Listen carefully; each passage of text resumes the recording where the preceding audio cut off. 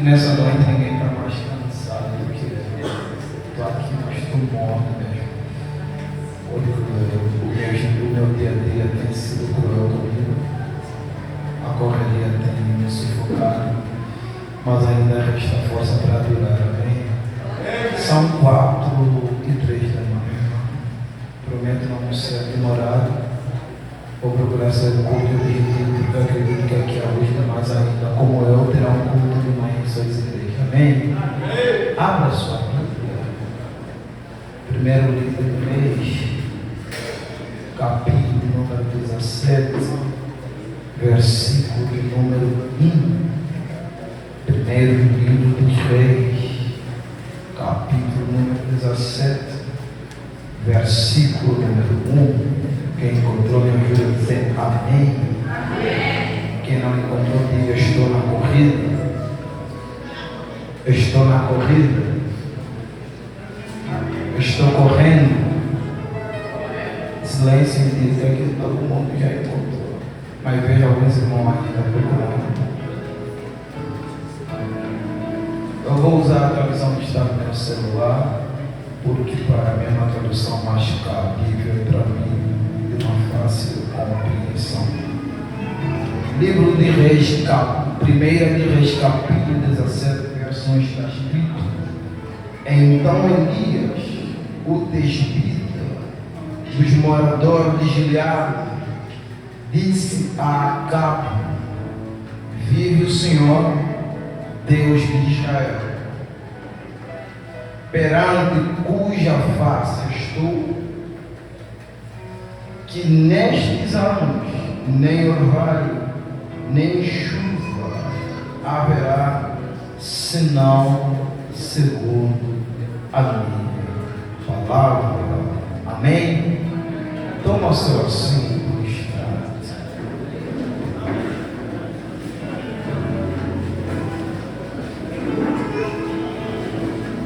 Se puder, fecha teus olhos por alguns minutos.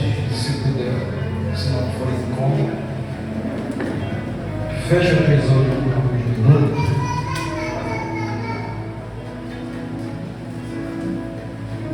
Divino Espírito Santo, meu melhor amigo, meu intercessor. O nervo não falta, o medo não falta, o meu corpo está tremendo, mas o meu coração está ardendo.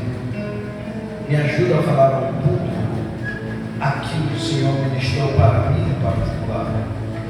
Me dá capacidade para falar ao teu povo. Este povo não veio na expectativa de ver quem vai pregar. Este povo veio na expectativa de ouvir Deus falar. Então que nesta madrugada eu quero ter o mesmo sentimento em que João Batista teve quando viu o Mestre, em que o Senhor cresça nessa madrugada e nós renovamos. Que o cinto desta vigília não seja o homem, mas seja Cristo. Que o cinto desta vigília não seja nós, mas seja o Senhor. Nós não nos reunimos aqui por causa de nós mesmos, nós nos reunimos aqui por causa do Senhor. E na medida em que a palavra for ministrada, que ela vem fazer o efeito. Se for para curar, Senhor, cura. Se for para salvar, Senhor, salva. Se for para transformar, o Senhor, transforma. Se for para capacitar, o Senhor, capacita. Se for para levantar, o Senhor, levanta. Se for para restaurar, o Senhor, restaura. Se for para fazer, o Senhor, faça. Mas também, se não for para acontecer nada, não aconteça. Mas uma coisa, Pai, que a glória seja dada a Ti. Amém? E amém. Mais uma vez, Pai do Senhor, igreja. Para quem não conhece, eu sou Samuel Sacaia, faço parte da Igreja Assembleia do Ministério Luiz de Vasconcelos. Estou debaixo da bênção pastoral do pastor José Carlos. Pastor José Carlos é o pastor. A nossa igreja fica situada lá no Luiz de Vasconcelos. O dia que tiver dessas redondezas, vai lá, dá glória, conhecer mais uma família. Quero agradecer a Deus pela vida do pastor presidente, o pastor Célio, que um dia nos deu a oportunidade de estar nessa casa e hoje, por intermédio de líder, amigo, brother, irmão. Se fosse agora eu diria Gamba, Biam, evangelista, Wellington, Júlio. My brother, God bless you. Obrigado pelo convite. Quero agradecer a Deus a todos os ministros que estão presentes e aos que já foram. Que Deus continue abençoando vocês, sustentar vosso ministério, vossa família. E quero também agradecer a Deus por você, querido, querida, que até agora suportou esse cansaço, suportou esse sono, suportou esse conflito entre o teu espírito e a tua carne. Eu acredito que a nossa carne está pedindo cama, mas o nosso espírito está dizendo: se eu comecei, eu tenho capacidade também de terminar a vigília. Alguns já foram, mas alguns ficaram. Então a palavra não é para os que foram, é para os que ficaram. O que Deus reservou, Deus já sabia que muitos viriam, sim, mas também Deus já sabia que poucos ficariam, sim. Existem pessoas que são abençoadas no começo do culto, mas também existem pessoas que são abençoadas no final do culto. Por isso a Bíblia, existe essa controvérsia na Bíblia, que vai ter momento em que Mateus vai dizer que Jesus entrou na cidade, mas você vai encontrar, João vai encontrar Marcos dizendo: Jesus saiu da cidade. Exemplos: Marcos vai dizer: Jesus entrava na cidade de Jericó, mas Lucas vai dizer: Jesus saía da cidade de Jericó. Aí a minha pergunta é: quem está com a verdade? É Marcos ou Lucas? Se ambos falam da história do céu de Jericó. Mas o que me prende não é a controvérsia dos evangelistas, mas é aquilo em que eles centralizam a mensagem. Tanto Marcos quanto Lucas vão dizer que o cego foi curado. Então, para mim, não importa se Jesus entrou ou Jesus saiu. O importante para mim é o efeito que ele causou dentro da cidade. Porque Marcos vai dizer que o cego foi curado quando Jesus entra na cidade, mas Lucas vai dizer que o cego foi curado quando Jesus saiu da cidade. O importante é que o cego não permaneceu no caminho. O importante é que o cego continuou seguindo o caminho que é Jesus de Nazaré. Então, nessa noite eu quero lhe dizer: parabéns para você que suportou. Parabéns para você que ficou até aqui com a gente. E eu posso ouvir um amém? Amém! Glórias a Deus. Para não ser enfadonho, o texto que nós lemos está colecionado em um livro ou em uma galeria de heróis. Livro de Reis é um livro das Sagradas Escrituras do Antigo Testamento que coleciona diversas histórias. E uma das histórias a qual o Divino Espírito Santo ministrou no meu coração para partilhar com os irmãos é o primeiro livro de Reis, capítulo de número 17, versículo 1. É um episódio que fala de Elias. Você já ouviu? Elias é uma personagem muito conhecida nas Sagradas Escrituras por causa de alguns episódios que marcam muito a nossa vida. Por exemplo, alguns conhecem Elias como aquele homem que orou para o fogo descer. Alguns conhecem Elias como aquele homem que foi levado pela carruagem de fogo. Mas o que prende a minha atenção como leitor das Sagradas Escrituras não é o episódio que aconteceu no Monte Carmelo quando o fogo desceu, muito menos o episódio quando Elias foi congelado. O que prende a minha atenção como leitor das Sagradas Escrituras é o começo do texto em que vai dizer: Elias, um dos moradores da cidade de Tibes. Se eu perguntar para alguém: você já ouviu falar a respeito dessa cidade? Com certeza alguém diria: sim, já ouviu falar. Mas se eu lhe dizer: argumenta a esta cidade, eu acredito que a maioria dos irmãos não saberiam descrever esta cidade. Com certeza. Por que, Samuel? Porque é uma cidade pouco citada nas Sagradas Escrituras. Nesse episódio, esta palavra Tibes aparece mais de uma vez, uma ou duas vezes. Por quê? Porque o autor que escreveu o texto, ele se empreendeu mais dos efeitos que Elias fez do que a origem de Elias. Se você estudar a história de Elias, você vai ter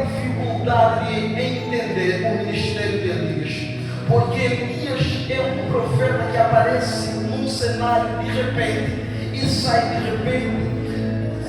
Não, a Bíblia não apresenta uma árvore genealógica de Elias. Não sabemos quem é o pai de Elias, quem é a mãe de Elias. Não conhecemos a árvore genealógica de Elias.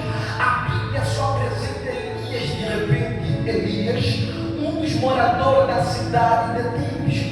Quando eu fui estudar o mapa bíblico, eu me surpreendi. Por quê? Porque quando eu peguei essa história e fui estudar o mapa, eu vi a cidade na qual Elias foi trasladado. Eu vi a cidade na qual Elias viu a provisão de Deus. Eu vi a cidade na qual Elias foi sustentado. Eu vi a cidade na qual Elias desafiou os 850 profetas. Os 450 profetas de Baal e 400 de Azera. Mas eu não vi a cidade aprofundada na qual Elias nasceu. Se você ler com cuidado, praticamente não se fala de onde Elias veio, não se fala de onde Elias nasceu, não se fala a origem de Elias. Elias aparece no cenário de repente, Elias aparece no momento de repente. Não conhecemos o contexto de Elias. Sim, isto prende a minha atenção. Por que, Samuel? Porque Deus é tão extraordinário de dar valor em lugares improváveis. Isto prende a minha atenção. Ali vai a primeira lição, que nós não somos definidos pelo lugar em que nós estamos. Sim, o lugar na qual, o local a qual onde nós originalizamos não define quem nós somos. O local a qual nós nascemos não define quem nós somos. Ou a nossa definição não é limitada pelo local, pelo ambiente na qual nós fomos gerados. Nós vamos ver que Tebes é uma cidade tão pequena, sim, mas aí está a grandeza da cidade. A grandeza da cidade Deus esconde do profeta. Por quê? Porque do local pequeno aonde Deus fez um homem grande vir. É de um local que não se fala de Samaria, se fala de Judeia, se fala de Belém, se fala de Gade, se fala até de Sidom, a terra de Jezabel, mas não se fala do local aonde o profeta nasceu, não se fala do local aonde o profeta veio. E isto é um mistério de Deus. Deus não esconde coisas grandes num local grande. Deus é especialista em esconder coisas grandes em locais pequenos. Por quê? Porque o milagre não está na grandeza de quem eu sou. O milagre está na pequenez do local em que eu vi e que teve capacidade de gerar. Samuel, me prova na Bíblia. Eu vou provar. Você lembra quando Filipe chegou até Natanael e disse para Natanael: achamos o Messias? Até para Natanael, ali estava o quê? Quando Natanael perguntou o nome de Messias, Filipe disse: ele é de Nazaré. Natanael ficou incrédulo. Por quê? Porque Natanael sabia que a profecia se relatava de um homem grande. Mas quando Filipe disse que o Messias veio de Nazaré, Nazaré é uma cidade pequena, uma cidade desprezível, é uma cidade de homens iletrados. Em Nazaré não veio doutor, em Nazaré não veio rei, em Nazaré não tinha profeta, em Nazaré só tinha pescador, homens iletrados. Mas quando Filipe disse que o Messias veio de Nazaré, Natanael perguntou: porventura pode vir uma boa coisa de Nazaré? Aí Filipe vai dizer: Natanael, é aí que você se engana, porque Deus é especialista em esconder pessoas grandes num lugar pequeno. Deus é especialista em esconder reis em caverna. Deus é especialista em esconder profetas em lugares desprezíveis. Me prova na Bíblia um rei na qual Deus levantou vindo de palácio. Porque Deus não prepara grandes homens em lugares grandes. Deus prepara grandes homens, grandes mulheres em lugares desprezíveis. Samuel, prova na Bíblia? Sim, eu vou provar na Bíblia. Você lembra de Ruth? Quem era Ruth? Uma mulher moabita. Moab é uma cidade gentia. Moab, para quem não sabe, é filho de Ló, fruto de um incesto. Quando Ló coabitou com uma das suas filhas, Moab tornou-se um homem grande e a terra ganhou seu nome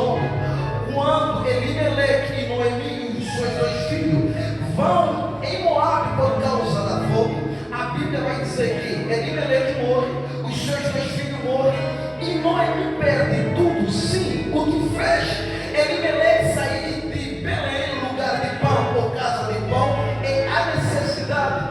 Mas isto prende a minha atenção. Por quê? Porque Noemi, Elimelec e a sua família saíram da casa de pão por necessidade para ir em uma terra gentia. Mas quando eu olho para Ruth, ela não fazia parte da promessa. Ruth é uma mulher gentia. Mas quando Ruth olha para Noemi, ela consegue entender e encontrar em Noemi aquilo que Noemi não conseguia enxergar nela mesma. Sim, por quê? Porque Noemi sai de Belém por causa de necessidade, mas quando o órfão beija Noemi e vai embora, Noemi olha para Ruth e diz: por que você não vai? Ruth olha para Noemi e debaixo da revelação Ruth vai dizer: minha sogra, aonde tu fores eu irei, o teu povo será meu, o teu Deus será meu, aonde tu descansar também vou, aonde tu morreres também eu vou. O que Ruth está me ensinando? Ruth está indo num local aonde Noemi saiu por necessidade. Ruth está indo em Belém, na casa de pão, local aonde Noemi saiu. Quando Noemi e a Ruth chegam em Belém, as mulheres se alegram e também se contristecem com a história em que Noemi passou. Só que Noemi, com o fruto da dor e da frustração, vai dizer: meu nome já não é Noemi, mas sim meu nome será Mara, que vem do amargo. Sim, mas quando eu olho para Ruth, Deus faz algo com Ruth, coisa que não fez com Noemi. Sim, porque Ruth, sendo uma mulher gentia, Ruth não tem legitimidade de entrar na Bíblia. Quem tinha que entrar na Bíblia era Noemi. Por quê? Porque a Bíblia é um livro escrito na cultura judaica, livro para judeu. Mas se você ler a Sagrada Escritura, a Bíblia tem 66 livros, mas só tem 2 livros com o nome de mulher: Esther e Ruth. A minha pergunta é: não era mais fácil Deus falar para os escritores colocar o nome de Noemi, que é judia? Por que não entrou o nome de Noemi, mas entrou o nome de Ruth? Aí eu percebo que Deus é especialista em esconder projetos grandes em locais pequenos. Porque não foi nenhuma judia aonde estava a aliança da salvação, era numa gentias. Porque quando Ruth chega em Belém, ela acaba casando com Boaz. E depois de Boaz veio Obed. E sabemos que Obed é pai de Jessé. E sabemos que Jessé é pai de Davi. E nós vamos ver que quando Bartimeu, que o nosso pastor pregou aqui, alguém falou de Bartimeu, é o nosso pastor. Quando Bartimeu estava à beira do caminho, ouviu falar que Jesus estava passando, ele não clamou Jesus filho de Abraão, ele não clamou Jesus filho de Isaac, ele não clamou Jesus filho de Jacó, ele clamou sobre a linhagem de Ruth, Jesus filho de Davi. O que ela aprende aqui é que Deus olhava para Ruth, mesmo sendo gentia. Deus escolheu um projeto grande. Então me chama a minha atenção na história de Eli. É a cidade. Quem falar de você vai ter que falar da sua cidade. Quem falar de você vai ter que falar da sua origem. Vocês só conhecem Angola por causa de Angola. Quando eu fui apresentado aqui, alguém disse: ele é angolano. Aí vocês tiveram a percepção que eu não sou de cá, que eu não sou brasileiro, que eu sou angolano. Então vocês ouviram falar do nome de Angola por causa do Samuel. Então quem falar de mim vai ter que falar da minha cidade. Quem lembrar de mim vai ter que lembrar da minha cidade primeiro. Porque é na cidade pequena onde Deus escolheu o projeto. É na cidade pequena onde Deus trouxe o profeta. Não, alguém vai ter que falar: a família dele só tem cachaceiro, só tem drogado. A família dele só tem prostituta, só tem prostituto. Na família dele só tem traficante. Mas ela é a única cristã, ela tem algo diferente. Quem olhar para você vai ter que mudar o contexto da tua família. Assim vai dizer: na família dele tinha drogado, tinha prostituta, mas por intermédio dele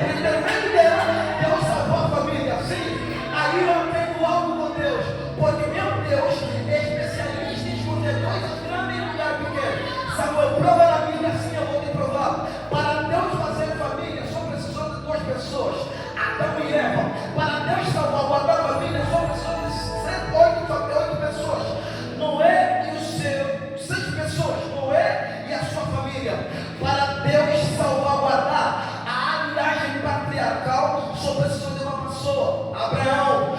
Para Deus povoar a terra, precisou de quem? Jacó e a sua família. Sim, ok.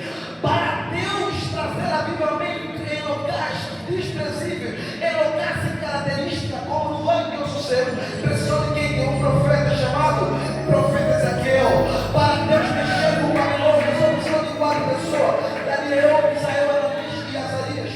Para Deus salvaguardar a reputação de evangelhos verdadeiros, só precisou de quem? De um profeta chamado João Batista. Um homem sem identidade, um homem sem característica, um homem que não cresceu na escola de profeta, um homem que cresceu no deserto, um homem, aleluia, que não tinha uma aparência física boa, mas era um homem que tinha uma palavra de verdade, um homem que não se acovardava, um homem que não tinha medo de falar a verdade, um homem que chegava dentro do palácio e falava na cara do rei. João Batista.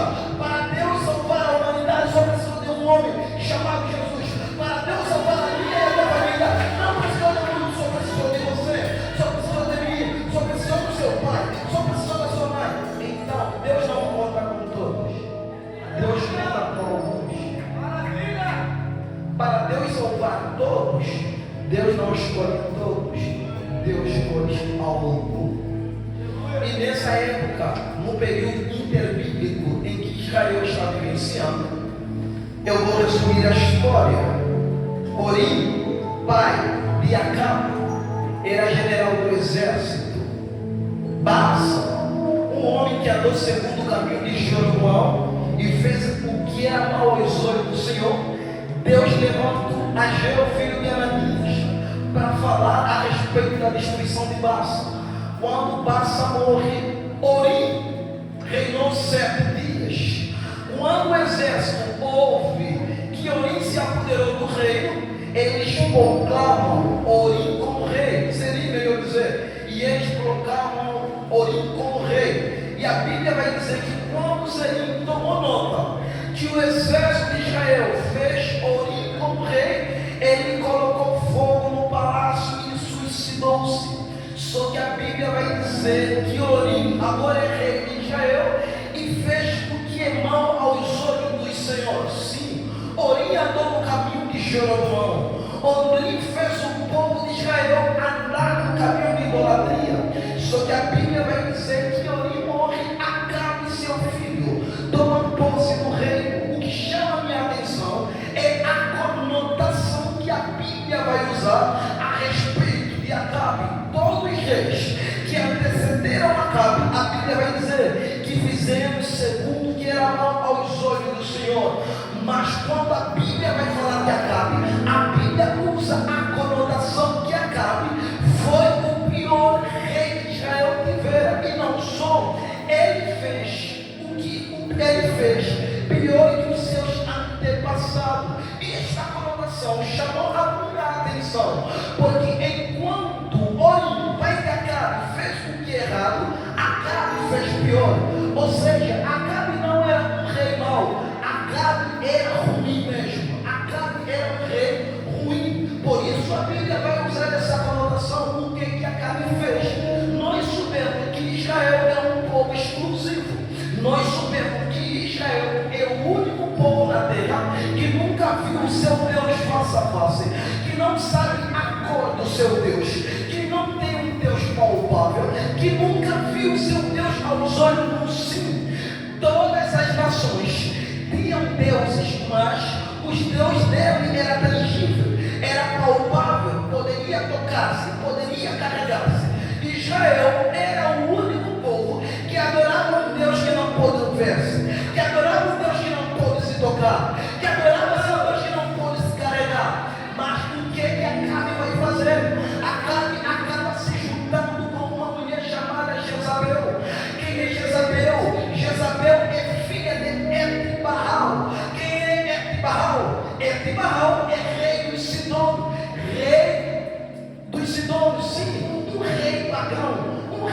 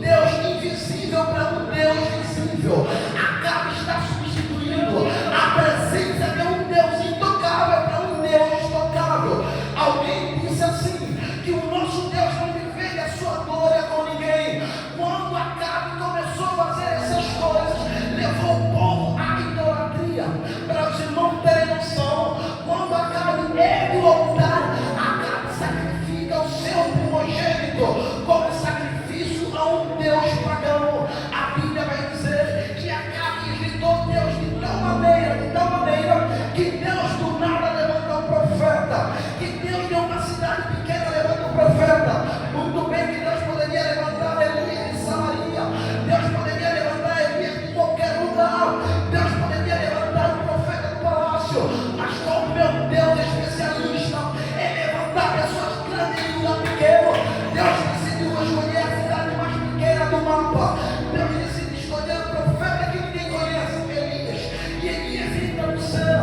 Como não bastasse, Elias, o profeta arrependido, Elias simplesmente chega e diz para Acabe, assim diz o Senhor, segundo cuja face eu estou, que não vai chover segundo a minha palavra. Preste atenção, Elias não bateu um papo com Acabe, Elias simplesmente chegou e ordenou. Acabe, primeiro, antes de Elias ordenar, Elias apresenta o seu Deus. Assim diz o Senhor, meu Deus, que cuja face eu estou.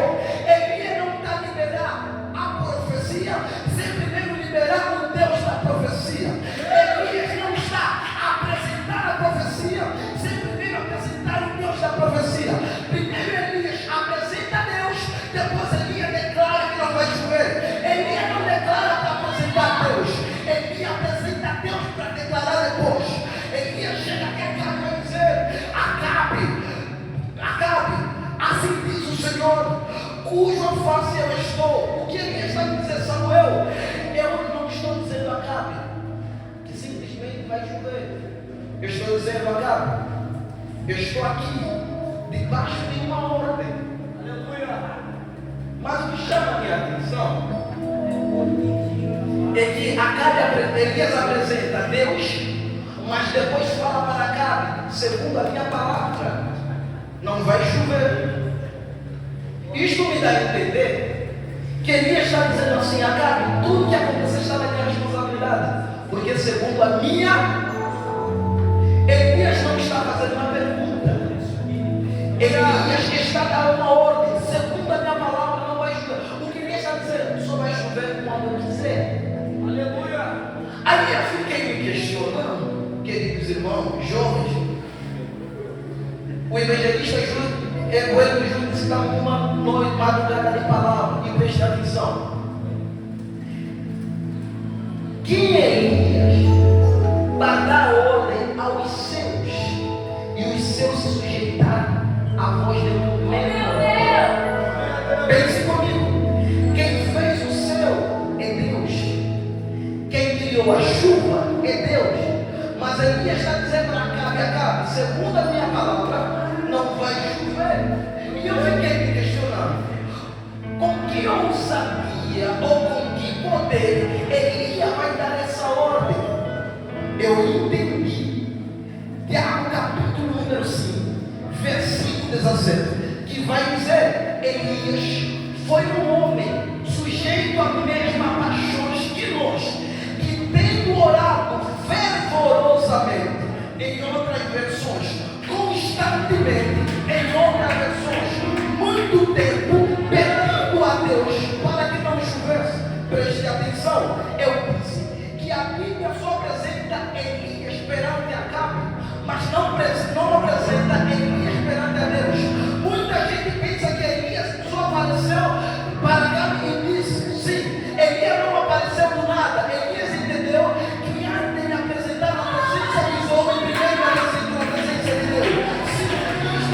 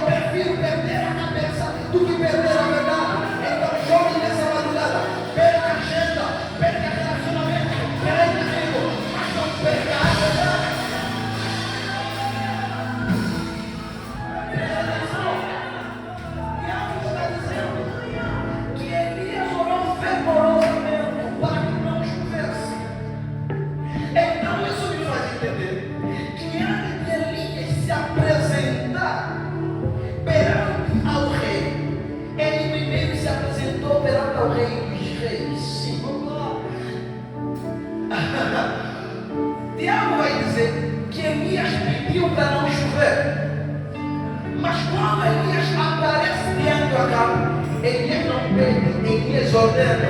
O que eu aprendo? Quem faz um pedido no secreto, ordena no público. Elias não fez um pedido ao rei, Elias ordenou: segundo a minha palavra não vai chover. Mas Tiago vai dizer que Elias fez uma súplica, Elias fez um pedido. Então, quando eu peço no quarto, Deus, seja com a vigília. Quando eu peço no quarto, Deus, seja com a minha geração. Eu não venho no culto para fazer pedido, eu venho no culto para ordenar cárcere. Eu te ordeno em nome de Jesus, sai. Prostituição, eu te ordeno em nome de Jesus, sai. Fornicação, eu te ordeno em nome de Jesus, sai. Cansaço, eu te ordeno em nome de Jesus. Por quê? Porque quem faz pedido no secreto, ordena no público. Eu vou correr para terminar. Baixa um pouquinho o som seu teclado, mas eu vou continuar tocando. Eu quero pregar debaixo do seguinte tema: aonde estão os Elias de Deus? Sim, aonde estão os Elias de Deus? O meu tema não é um tema interrogativo, não é um tema afirmativo. O tema é interrogativo, é uma pergunta: aonde estão os Elias de Deus? Sim, porque Samuel, porque o que estava escasso naquela época de idolatria, aonde Israel perdeu a identidade, aonde Acabe substituiu a presença de um Deus invisível para um Deus visível, sim, era a verdadeira identidade de profeta. Como Israel estava perdendo a identidade, Deus levanta um homem chamado Elias, que o seu nome significa: o Senhor é Jeová, ou o meu Deus é Jeová, ou o meu Senhor é Jeová. Sim, preste atenção no nome de Elias. Elias, o Senhor é Deus, ou o Senhor é meu Deus. O nome de Elias é uma afirmação: o Senhor é meu Deus. Preste atenção no nome do profeta. O nome de Elias significa: o Senhor é meu Deus, ou o Senhor é Deus. É uma afirmação que irá dizer que Deus é extraordinário, que levanta um homem cujo a presença desse Deus está no nome desse homem. Presta atenção para você entender. Deus levanta um homem cujo o nome desse homem revela a presença de Deus. Ou seja, Deus está no nome de Elias. Porque o significado de Elias é: o Senhor é meu Deus. Não é uma pergunta. Elias está afirmando: o Senhor é meu Deus. Se você correr no capítulo 18, você conhece o episódio dos profetas de Baal e Elias. Jezabel ganha um destaque, ganha um protagonismo. Se você estudar o nome de Jezabel, um dos significados de Jezabel é: aonde está o príncipe? Ou aonde está Baal? Isto não é uma afirmação, é uma pergunta. Então, nesse tempo interbíblico, é a disputa de qual Deus é verdadeiro, de qual Deus é mais poderoso, o Deus de Elias ou o Deus de Baal. E vamos numa disputa de nome. O nome de Jezabel significa: aonde está Baal? O nome de Elias é: o Senhor é meu Deus. É disputa de nome, uma pergunta e uma afirmação. Elias chega no cenário e diz: o Senhor é meu Deus. Jezabel chega no cenário e diz: aonde está Baal? Isto quer dizer que diante da pergunta de Jezabel e diante da afirmação do nome de Elias, aonde Deus está, Baal já não pode estar. Aonde Deus está, não pode ter mais a presença de outro Deus, porque o nosso Deus é ciumento. Se é algo que Deus não aceita dividir, Deus pode repartir o pão, mas não reparte a glória. Aleluia! Elias libera a palavra e Deus aparece para Elias e diz: Elias, sai de cena. Por isso, introdutoriamente, eu disse: Elias é um profeta repentino que apareça e desapareça. Deus vai dizer: Elias, sai daqui, vai para as margens do rio Querido e te esconde. E lá eu dei ordem aos corvos que lhe sustentem. Eu dei ordem aos corvos que lhe sustentem. Preste atenção. Antes de Deus aparecer para o profeta, antes de Deus aparecer ao profeta, Deus aparece para os corvos. Por quê? Porque a palavra é: Elias, desce ao Querite, porque lá já ordenei aos corvos que a mim te sustentem. Preste atenção. Eu fui estudar um pouquinho a respeito do contexto do corvo, e eu me questionei por que Deus usou um animal carnívoro, um animal que come carne, para levar carne para o profeta. Aí eu pude perceber que a vida de Elias é um ciclo. O que é um ciclo?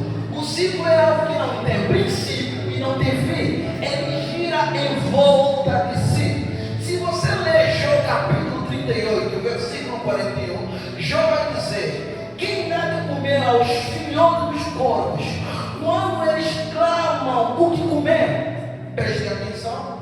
O que Jó está dizendo: quem alimenta os corvos? Quem alimenta os filhos do corvo? Se a mãe dos corvos não dá de comer, e quando eles clamam a Deus por não ter de comer, aí eu começo a entender que a existência do corvo é um milagre. Porque Jó está dizendo que os corvos clamam a Deus por não ter o que comer, e Deus vai escolher um animal que ele mesmo alimenta para levar provisão para o profeta. Preste atenção. O que eu aprendo aqui: Deus aparece para o corvo e vai dizer: corvo, a tua existência é um milagre, sim. Assim como eu dou um milagre, agora é tua vez de eu te usar como milagre para levar milagre para alguém. Um dia você passou por uma situação e Deus curou você. Hoje Deus te usa como milagre para curar alguém. Por isso que Deus permitiu que você passasse por esse processo. Por isso que Deus permitiu que você passasse por essa situação, para que você se tornasse testemunho de superação para alguém, para que você se tornasse testemunho de levantamento para alguém. Deus vai dizer: Elias, eu ordenei aos corvos que devem alimento para você. Elias, desce até o Querite, e a Bíblia vai dizer que pela manhã e ao anoitecer os corvos desciam e o alimentavam. Amém? Só que algo acontece. O que acontece? O Querite seca. Quando o Querite seca, os corvos param de vir. Se você ler com atenção, quando o rio Querite vai secar, a Bíblia já não fala da presença dos corvos.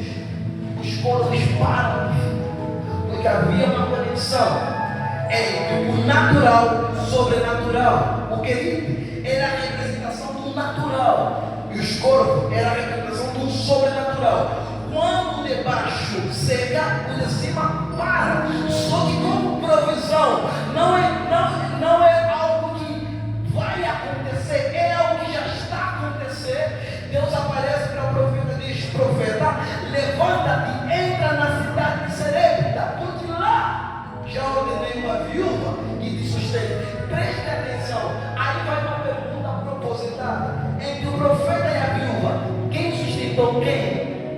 Deus, aleluia! Entre o profeta e a viúva, quem sustentou quem? Glória! Eu disse que a vida de Elias é um ciclo. Você vai ver que Jó vai dizer que Deus alimenta os corvos, e Deus aparece para os corvos e manda uma provisão para Elias. Só que Deus diz para Elias ir na cidade, pois então a viúva vai dar alimentar. Só que eu fui perceber, se a vida de Elias é um ciclo, não pode ser a viúva sustentar Elias, tem que ser Elias sustentar a viúva, porque é um ciclo. Samuel, isto é heresia. Não é heresia. Quando Elias chega na cidade, a viúva estava catando graveto. Como a profecia de Elias levou Israel na seca e fez com que essa seca atingisse também a cidade de Sidom. Então a cidade de Sidom também estava vivenciando a seca. Só que essa viúva, quando o profeta pedia água, de bondade a mulher vai buscar água, e o profeta vai seca, me traz um pedaço de pão. Parece que Elias está abusando da bondade, mas a viúva foi sincera dizendo: homem de Deus, eu não tenho nada. Vou ser sincero, se eu tivesse, daria, mas eu não tenho nada. Preste atenção, algo me chamou a atenção, que sempre que essa mulher se dirigia para Elias, falava o seu Deus, não dizia o meu nem o nosso. Quando ele se dirigia para Elias, ela dizia: viva o Senhor teu Deus, que a tua serva não tem nada. E eu fiquei me questionando, por que ela, quando se dirigia para o profeta, excluía ou usava um termo singular para Elias, dizendo: viva o Senhor teu Deus? Primeiro, ela estava reconhecendo que o Deus dela é diferente ao Deus do profeta. Segundo, ela estava reconhecendo que Elias não era daquela cidade. Terceiro, ela estava reconhecendo que quem mandava na cidade dela era Baal. Só que ela viu algo no Deus do profeta que ela não via no Deus dela. O que ela entendeu? Sim, eu tenho um pouco de azeite e um pouco de farinha, mas na boca desse profeta eu vejo a palavra da multiplicação. Preste atenção. O profeta disse: dê-me um pouco de pão. Ela disse: a tua serva não tem nada. Mas ele disse: do pouco que você tem, faz conforme a minha palavra. Sim, ela entendeu. Eu tenho um pouco de farinha, eu tenho um pouco de azeite. E ela foi na chaveira e dizer: o bocado que eu tenho é para que eu e meu filho comamos e morramos. O que ela vai dizer? O que eu tenho não me garante a minha sobrevivência. Mas ela entendeu que da boca do profeta, do Deus de Israel, não tinha farinha, não tinha azeite, mas tinha a palavra da sobrevivência. Ela foi e fez conforme a palavra do profeta, assim. E a Bíblia, uau, eu amo esse Deus. Meu Deus é um Deus que faz espetáculo. Glória! Elias estava em Israel, sim ou não? Sim. Preste atenção nesse intercâmbio. Elias vai para a cidade de Jezabel, e Jezabel vai para a cidade de Eli. Jezabel, o significado, aonde está Baal, ela pega os seus deuses e leva para a cidade de Elias. Só que Elias, ele carrega o seu Deus no seu nome, ou seja, aonde Elias está, Deus está. Aonde ele entra, Deus entra. Aonde ele fala, Deus fala. A cidade de Jezabel também está vivenciando a seca. Só que a minha Bíblia vai dizer que quando a viúva decide obedecer a palavra do profeta, enquanto que o rei Acabe e Obadias no palácio estavam procurando o que comer, a viúva tinha o que comer em sua casa. Eu fiquei me questionando, homem de Deus, como é possível Deus permitir voltar na terra do seu povo e levar provisão a uma terra idólatra? Porque ele e Israel, Acabe e Obadias, vão sair para procurar o que comer. Só que a Bíblia vai dizer que a viúva está vivendo de uma provisão. A minha pergunta é: como é possível, se toda a cidade está em falta, está em escassez, essa mulher tem que comer? Se nós retrocedermos, quando Elias ainda estava querido, a Bíblia vai dizer que a terra está em seca. A minha pergunta para vocês: se a terra está em seca, então a terra não pode produzir, sim ou não? Sim. A terra não pode produzir porque está seca, em seca. Isso quer dizer que a terra não está produzindo trigo. E se não está se produzindo trigo, as baterias não estão fazendo pão. A minha pergunta é: aonde os podem encontrar um pão e carne para levar para o profeta? Aonde o povo ou os corvos encontraram pão e carne para levar para o profeta? Aí eu poderia entender que também não sei, porque milagre não tem explicação. Milagre não se explica. Em meio à seca, corvo não se explica. Então Acabe está desesperado. Elias profetiza, oliveira, palavra, e a mulher tem o que comer.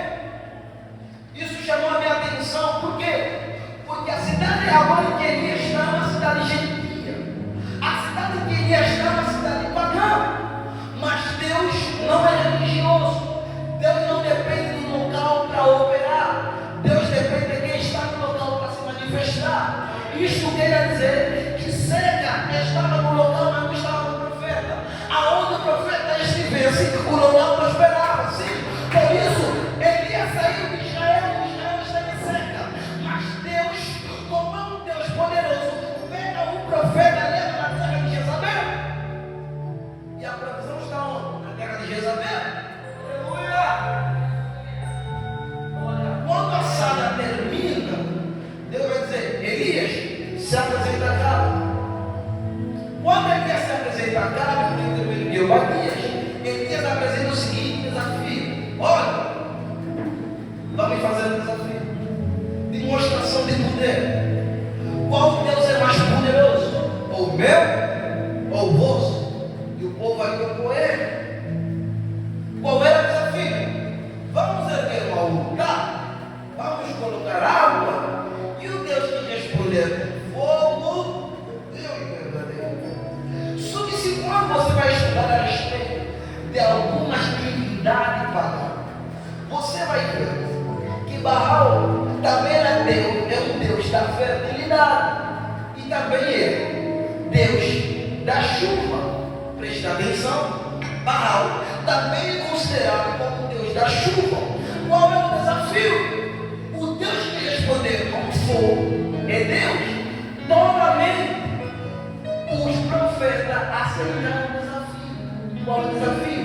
O Deus que responder com fogo é o Deus verdadeiro. Só que parece que os profetas de Baal se esqueceram que o Deus deles é um Deus de água e não de fogo. E eles aceitam o desafio de fogo e não de água. A vitória de Elias começa na apresentação dele, do desafio. O Deus que responder com fogo é Deus. Só que aí eu entro na batalha dos deuses. Por quê? Israel entra na crise de identidade.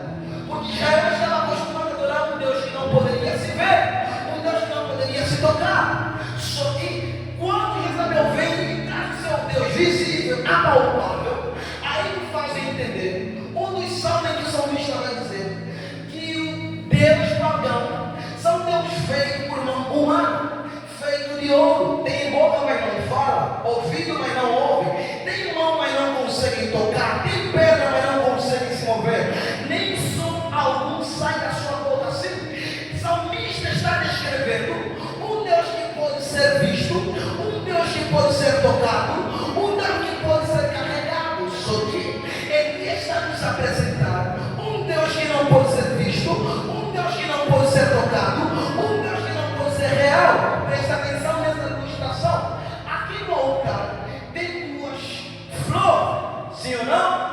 Sim. Vocês conseguem enxergar? Essa água é de verdade? É de verdade? Sim ou não? Preste atenção. Por que essas flores não geram raízes se elas estão nas águas? Alguém pode me explicar? Por que essas flores que estão aqui nas águas não geram raízes?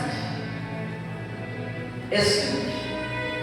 Elas só não geram raízes porque não são de verdade. Não é real. A gente consegue ver, é visível, mas não é real. O que eu estou dizendo, nem tudo que é visível é real.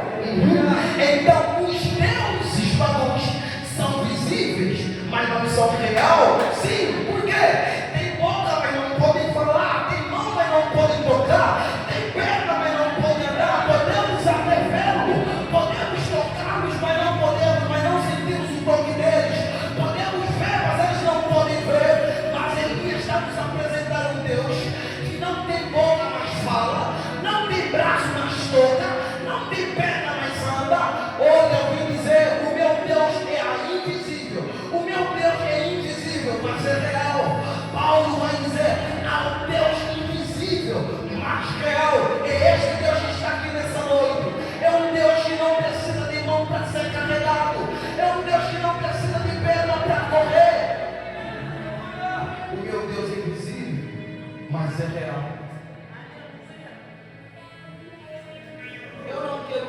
tocar num Deus que não me carrega.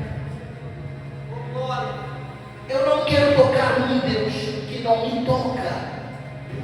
Eu não quero conversar com um Deus que não fala. E um Deus que Acabe trouxe para Israel é um Deus que não pode falar.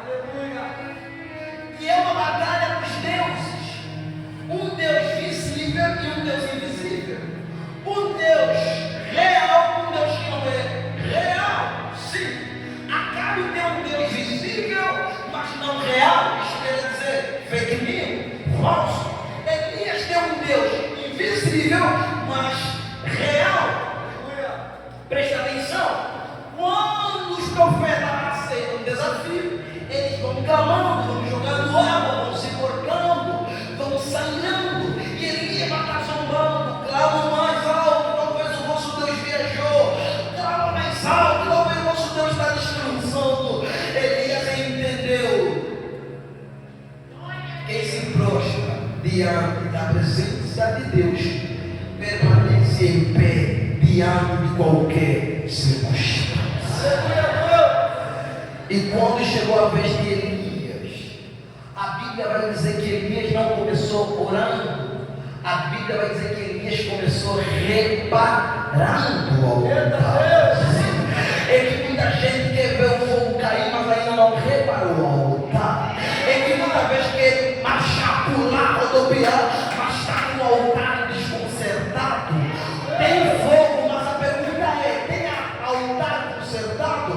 Nessa noite eu não vim clamar para o fogo cair, eu vim consertar primeiro o meu altar. Sim, o conserto do altar é a minha responsabilidade, assim como o fogo é a responsabilidade de Deus, o conserto do altar é a minha responsabilidade. A pergunta é: aonde estão os Elias de Deus que não venderam a verdade e estão dispostos a consertar o altar da idolatria, estão dispostos a consertar o altar que a fama quebrou, estão dispostos a consertar o altar que a popularidade quebrou,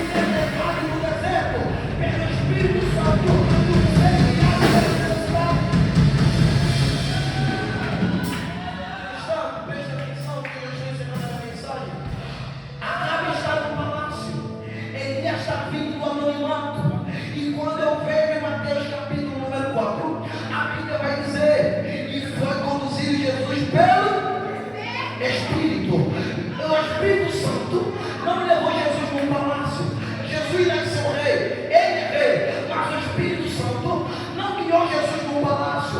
Quando eu olho para Moisés, Moisés está no palácio, mas Deus aparece para Moisés e diz: Moisés, eu não formo um príncipe no palácio, eu formo um príncipe no deserto. Então Deus pega Moisés e tira Moisés do palácio. Aí eu começo a entender quem é guiado pela necessidade do deserto, não quem é guiado pelo Espírito do deserto, ele torna-se príncipe e rei do deserto. Mas quem é levado por necessidade e prazer ao palácio não se torna rei, se torna escravo. Eu prefiro ser o Elias que está na caverna, mas é alimentado pelo corpo, do que ser o rei Acabe, tem palácio, tem coroa, mas está passando necessidade. Deus está dizendo: a minha provisão não depende do local. Eu tenho poder de fazer oásis no deserto.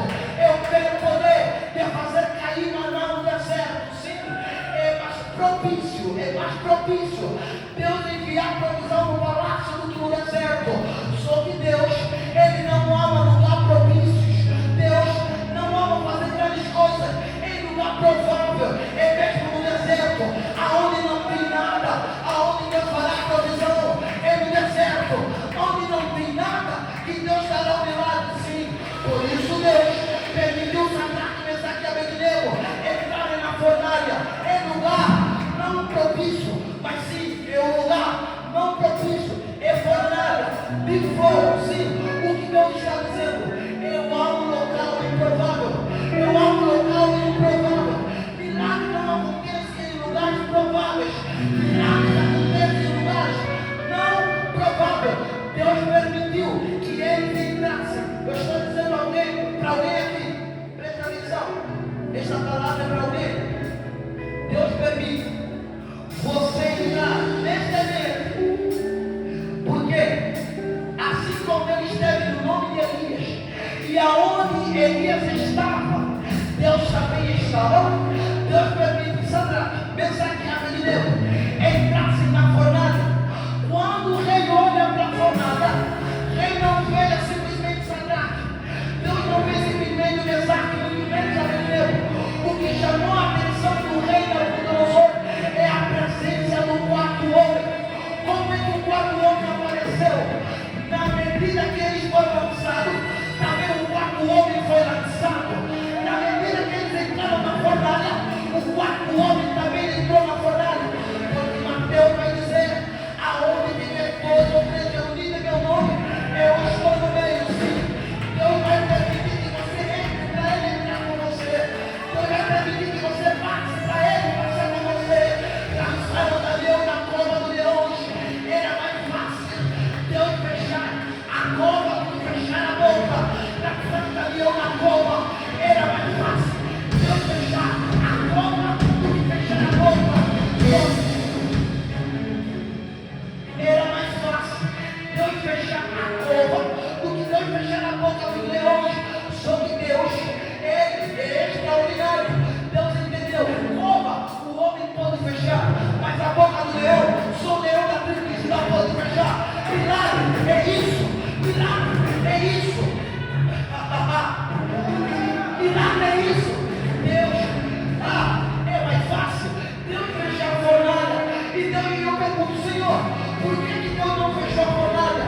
Deus vai dizer: isso é fácil. Nabucodonosor também pode fechar a fornalha. Sim, lançar na cova, todo mundo lança. Na fornalha, todo mundo lança. Eu quero ver você saindo da fornalha. É só Deus quem pode tirar. Talvez alguém disse: nesse processo ele não vai sobreviver, nesse processo ele não vai sair. É agora que ele vai cair, é agora que tudo está acabando. Só como ele não sabia. Essa é a geração de para que todo mundo saiba. Preste atenção no que você lê. Ele vai dizer: para que todo mundo saiba que sou o Senhor. Irmão, preste atenção no profanador. Os irmãos vão terminar a frase. Elias repara o altar, e na oração de Elias, na sua oração ele vai dizer: para que o povo saiba que sou o Senhor e eu. Isto quer dizer que todo o povo começou a clamar que sou o Senhor e eu. Isto quer dizer que todo o povo começou a clamar que sou o Senhor e eu. Eu e você vamos clamar. No 3, todo mundo vai falar: sou o Senhor Deus. Na presença dele, a alma poder.